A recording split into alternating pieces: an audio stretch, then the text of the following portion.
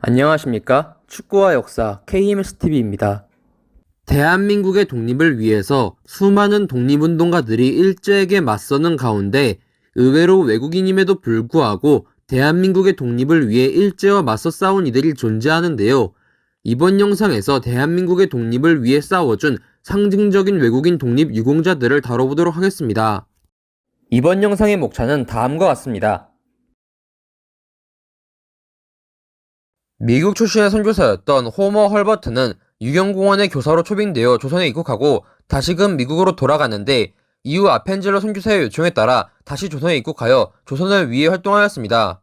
그는 아리랑을 악보로 기록하는 등의 활동을 하다가 고종의 눈에 들어 그의 자문과 보좌를 담당하는 역할을 부여받게 됩니다. 호머 헐버트는 을사늑약이 체결되자 고종의 밀명을 받아 을사늑약 무효를 주장하는 친서를 미국, 프랑스, 독일, 영국, 청나라, 러시아 등의 나라를 다스리는 국가 원수에게 전달했고 헤이그 특사 때에도 사전 작업을 진행하는 활동을 하였습니다.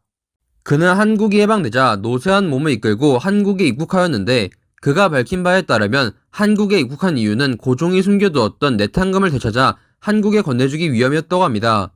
그는 죽음을 앞두고 나는 웨스트민스터 사원보다 한국 땅에 묻히기를 원하노라 라는 유언을 남겼다고 하며 그는 유언대로 한국에서 숨을 거두고 한국의 묘지에 안장되었습니다.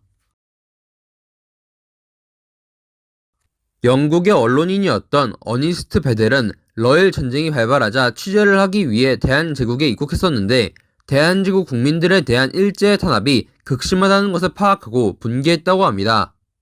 그는 이후 독립운동가인 양기턱과 함께 대한매일신보를 창간하였으며 일제를 상대로 영국인이란 자신의 신분과 영일동맹 그리고 치외법권 같은 외교적 문제를 이용하여 대한매일신보를 지켰으나 결국 일제에 의해 제압되고 합니다.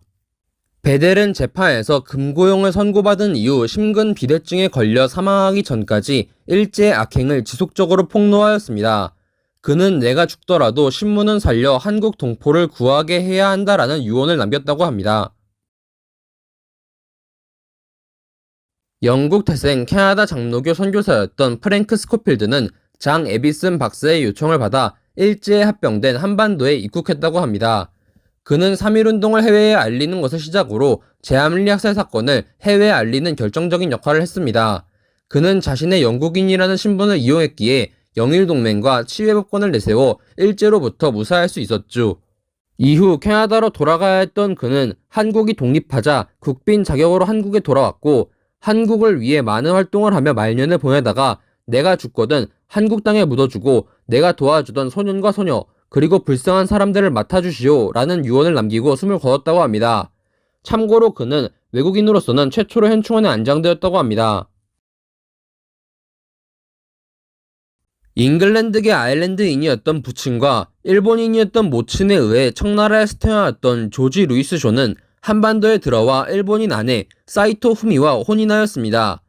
그는 1919년 민족 자결주의 이후 아일랜드 독립전쟁이 발발하고 한국에서는 3.1운동이 일어나자 한국에서 3.1운동을 지원해줬다고 합니다.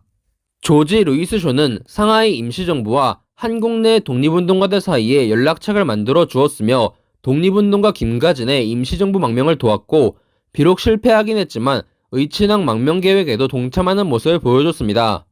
그는 1920년 내란죄 명목으로 일제에게 체포되어 구금되었고 영국 정부의 도움을 받아 보석으로 석방되었습니다.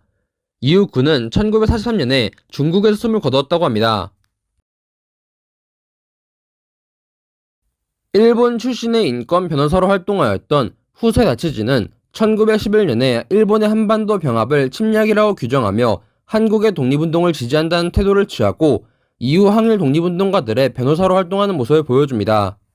그는 최파룡, 송계백, 김시연, 황옥, 김지섭, 박열, 가네코 후미코 등의 독립운동가들을 변호하는 활동을 하였고 관동 대지진 당시 조선인 학살 사건이 발생하자 일제를 강하게 비판하고 조선일보에 사죄하는 문서를 보냈다고 합니다. 후세 다치지는 치안유지법 위반 혐의로 2차례의 징역을 겪었고 한국이 독립한 뒤에도 그가 만든 자유법조단과 함께 한국을 위해 활동했으며 6.25 전쟁의 정전협정이 체결된 직후에 숨을 거두었다고 합니다. 일본에서 태어난 가네코 후미코는 출생 신고도 받지 못하며 불우한 환경에서 자랐는데 이로 인하여 아나키스트 성향을 띠게 되었습니다. 그녀는 조선으로 이주한 후 조선인들에게 도움을 받았는데 3.1운동이 일어나자 한국의 독립운동을 돕는 활동을 하기 시작합니다. 그녀는 박열과 만난 이후 그가 만든 불령사라는 조직에서 함께 활동하였으나 일제에 의해 체포되었습니다. 박열과 함께 재판을 받았던 그녀는 사형을 선고받았지만 무기징역으로 감형되었고 박열과 옥중에서 혼인하였습니다. 그녀는 옥중에서 의문사하였고 일제는 이를 자살로 결론지었다고 합니다. 뒷날 그녀의 유해는 한국으로 넘어와 경상북도 문경시에 매장되었다고 합니다. 스탠리 마틴은 캐나다 장로회 선교사로 한반도로 파송되어 제창병원의 병원장으로 활동했습니다. 그는 제창병원과 부속 건물들을 독립운동가들의 집회장소와 숙박소로 제공해주며 독립운동을 지원하였습니다. 그는 1920년 간도 참변이 발생하자 일본군의 방어 및 학살 현장을 방문해 사진을 촬영하여 자료를 남겨 해외의 일본군의 만행을 폭로하였고 이후에는 서울로 이동해 한국의 결핵 퇴치에 힘썼다고 합니다. 그는 미국과 일본 사이에 전운이 감돌자 1940년에 한국을 떠나 미국으로 향했고 1941년에 미국에서 사망했습니다. 프레드릭 맥켄지는 캐나다 출신의 영국인으로 기자로서 활동하던 중 러일 전쟁이 발발하던 시기에 대한제국으로 오게 되었습니다.